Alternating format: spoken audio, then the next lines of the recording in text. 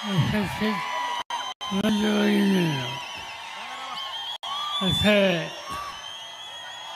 की महाराष्ट्राच्या विधानसभेच्या निवडणुकीसाठी आपण या ठिकाणी एकत्र आलो.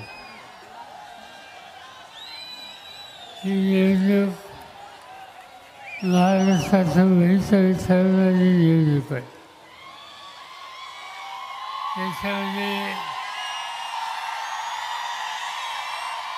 याच्यामध्ये माझा आणि जाहीर सभेचा आणि पावसाचा काही संबंध आहे.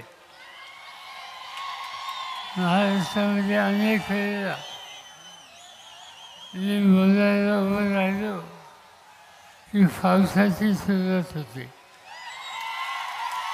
आणि तशा परिस्थितीमध्ये बोलल्याच्या नंतर निवडणुकीचा निकाल हा चांगला लागतो.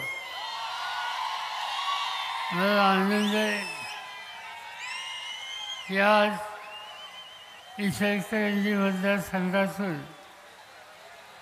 माझा करंजे, हातकणंगलेमधून राजूबाबा आवळे, शिवमधून गणपतरावजी पाटील, व्यासपीठावरचे सगळे प्रमुख नेते आणि उपस्थित बंधू-भगिनींनो,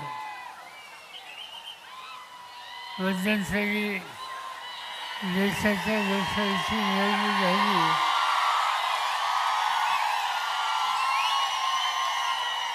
आता विधानसभेची निवडणूक आहे.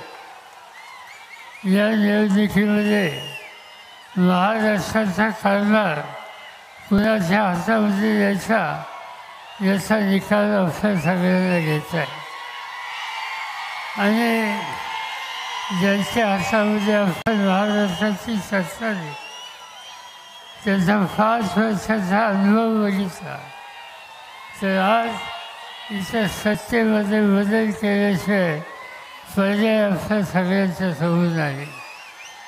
आणि तो सत्तेमध्ये बदल करायचा असेल तर महाविकास आघाडीचे उमेदवार मोठ्या मताने विजय करणं आणि महाराष्ट्राच्या राजकारणात बदल करणं हे ऐतिहासिक काम उद्याच्या 20 तारखेला तुम्हाला सगळ्यांना करायचं आहे.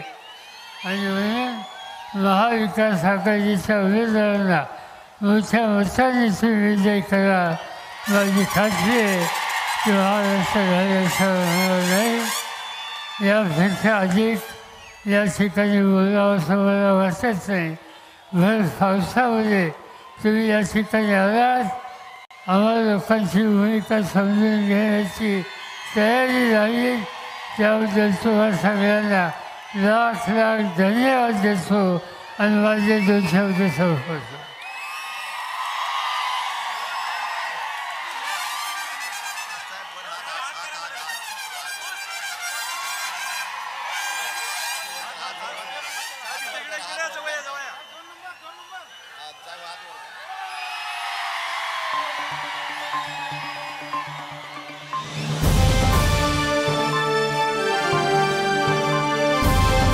समाजकारण, प्रशासन आणि राजकारणातल्या अचूक विश्लेषणासाठी बखर लाईव्हच्या सोशल मीडिया प्लॅटफॉर्म्सना लाईक, फॉलो आणि सबस्क्राईब करा.